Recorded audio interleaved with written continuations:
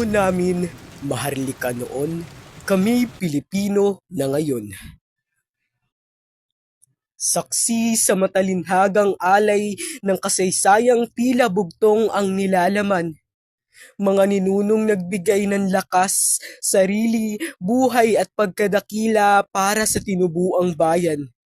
Maharlikang hindi madapu ang langaw sa mata ng lahing puno ng kalayaan at katarungan. Wikang hinahasa, tradisyong ipinamulat, relihiyong sinamba, kasaysayang nagmarka ay palalaguin pa. Mga ninuno natin ang siyang nagpasimula ng ating kinagisnang wika, mga kasaysayang sa atin ay sasariwa, maharlikang sa atin ay nagbigay ng kalayaan at katarungan, kaya't patuloy natin silang alalahanin hanggang sa makabagong kapanahunan. Mga ninuno natin nooy pinagbuklod-buklod upang sa sariling wika ay hindi malunod. Mga naisulat na kasaysayan noon na matatayog sa makabagong henerasyon ay inihahandog.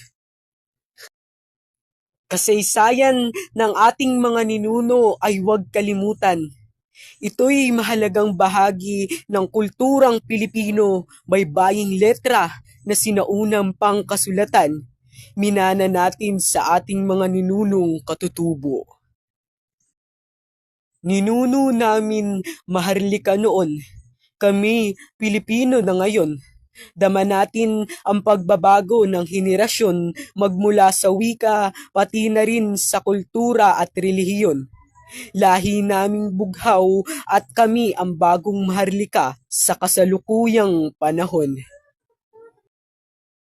Ang dugo na dumadaloy nitong ating mga ugat ay kulay bughaw sa makabagong modernong panahon. Sana ang isip huwag maligaw.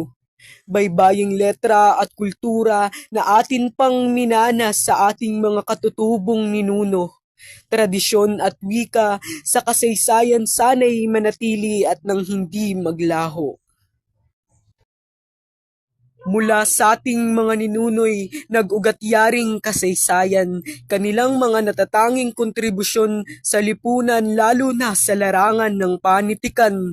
Kaya't sa halip na ito'y kalimutan at magpasakop sa wikang dayuhan, halina't sariling wika'y mahalin, tangkilikin at pahalagahan.